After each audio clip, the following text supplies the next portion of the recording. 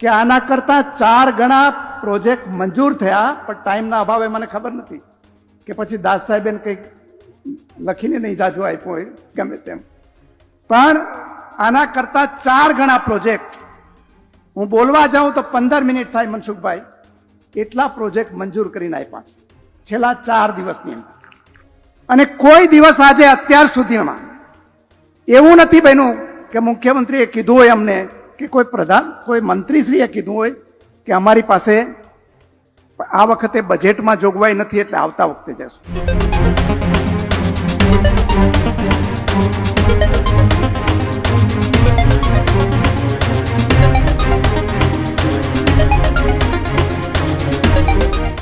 નમસ્કાર, આપ જોઈ રહ્યા છો ન્યૂઝ રૂમ અને આપની સાથે હું છું ભાવિક. છેલ્લા ઘણા દિવસોથી પોરબંદરમાં વિકાસને લઈને ઘણા બધા લોકો સવાલો પૂછી રહ્યા હતા, પરંતુ ધારાસભ્ય અર્જુન મોઢવાડિયા એ મૌન રહી અને પોતાના વિસ્તારોમાં કામ કરતા હતા. પરંતુ એક એવી ઘટના બની છે તેને લઈને આજે વાત કરવી છે, જેમાં 79માં સ્વતંત્રતા દિવસની પૂર્વ સંધ્યાએ પોરબંદરમાં આયોજિત કાર્યક્રમમાં ગુજરાત રાજ્યના મુખ્યમંત્રી ભૂપેન્દ્ર પટેલ સહિત રાજ્યપાલ આચાર્ય દેવવ્રતની સાથે પોરબંદર ભાજપના સાંસદ મનસુખ માંડવિયા સહિતના નેતાઓની હાજરીમાં અર્જુન મોઢવાડિયાએ એક માસ્ટર સ્ટ્રોક માર્યો.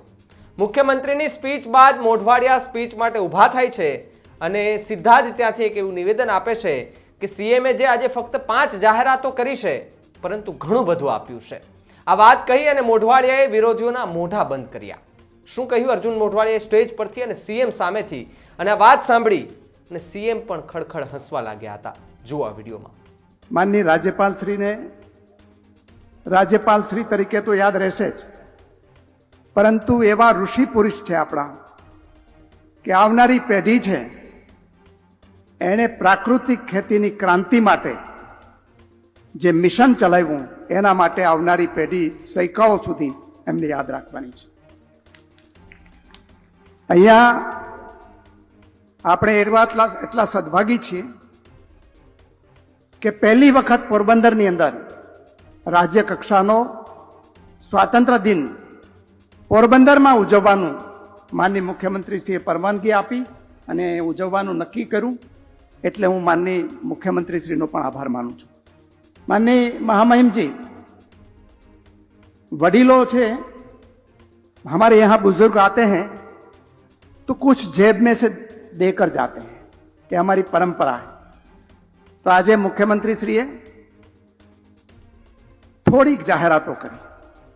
હું થોડીક એટલા માટે કહું છું કે આના કરતા 4 ગણા પ્રોજેક્ટ મંજૂર થયા, પણ ટાઈમના અભાવે મને ખબર નથી કે પછી દાસ સાહેબે કંઈક લખીને નહીં જાજુ આપ્યો હોય ગમે તેમ, પણ આના કરતા 4 ગણા પ્રોજેક્ટ હું બોલવા જાઉં તો 15 મિનિટ થાય મનસુખભાઈ, એટલા પ્રોજેક્ટ મંજૂર કરીને આપ્યા છે છેલ્લા 4 દિવસની અંદર.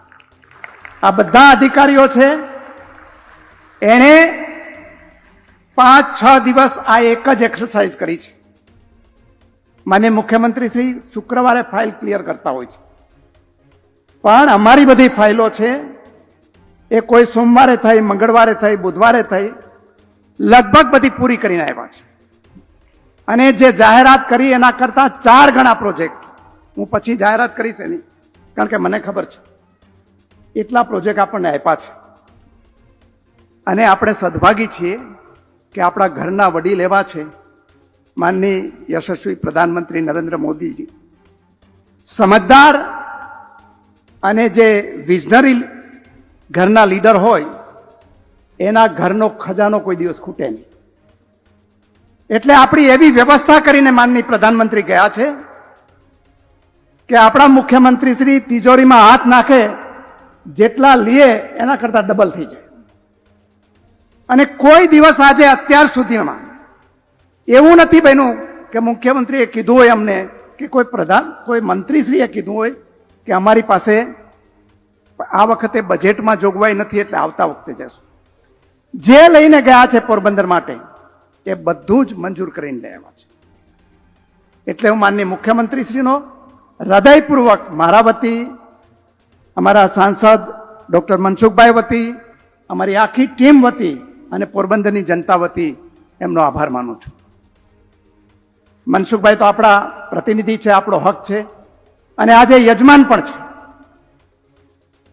થોડા દિવસ પહેલા રેલવે મંત્રીશ્રીને લઈ અને આવેલા ત્યારે આપ બોલી ગયા એવા એ સિવાય અનેક જાહેરાતો કરી છે. અને હજી પોરબંદરમાં 5 વર્ષમાં આપણે ઘણું બધું કરવાનું છે. ખાલી એક જ પ્રોજેક્ટ માનની મુખ્યમંત્રીશ્રી આપે જાહેરાત કરી આ વખતે વિધાનસભામાં 1 લાખ કરોડ રૂપિયાને ખર્ચે 3 એક્સપ્રેસ વે, એમાં પોરબંદર છે. આ તો હું એકનો દાખલો આપું, એવા અનેક પ્રોજેક્ટો મુખ્યમંત્રીશ્રી બોલ્યા નથી. એટલે માનની મનસુખભાઈનો આભાર તો ન માનવાનો હોય, પણ હું જરૂર ઉલ્લેખ કરીશ કે એમણે પણ આપણે માગ્યું હોય ભારત સરકારમાં એના કરતા વધારે આપણને આપ્યું છે. ક્યારેક એની પણ ફરીથી વાત કરશું. આપણા શહેરની જેના કારણે શોભા છે એવા પૂજ્ય ભાઈ શ્રી રમેશભાઈ ઓઝાનો પણ આ તકે આભાર માનું છું. અને આખી અમારી ટીમ જે છે, જે સરકાર ચલાવે છે, એમાં 2 તો આપણા કલેક્ટર રહી ચૂક્યા છે. આદરણીય પંકજ જોશીજી જુનાગઢના કલેક્ટર હતા છેલ્લા, ત્યારે પોરબંદર એમાં આવતું હતું. ને એમ કે દાસ આપણા પહેલા કલેક્ટર હતા, એક નાનકડી કેબિનમાં પહેલી વખત બેસતા હતા ત્યારના. સુનૈના તોમરજી, અને જેને કારણે કાયદો અને વ્યવસ્થા પોરબંદરની અંદર જડબે સલાક છે એવા ડીજીપી, અમારા જે સાંસ્કૃતિક અને રમતગમતના સચિવ અશ્વિની કુમારજી, એમણે પણ આપણને બધા ખૂબ આપ્યું છે, બંને વિભાગોએ આપણને. એ સહિતના તમામ અધિકારીઓ જે અહીંયા આવ્યા છે, એક સાથે બધાનો આભાર માનું છું. અમારી બધી ટીમ વતી આભાર માનું છું. અને આવા પ્રસંગો અમને આપતા રહેજો.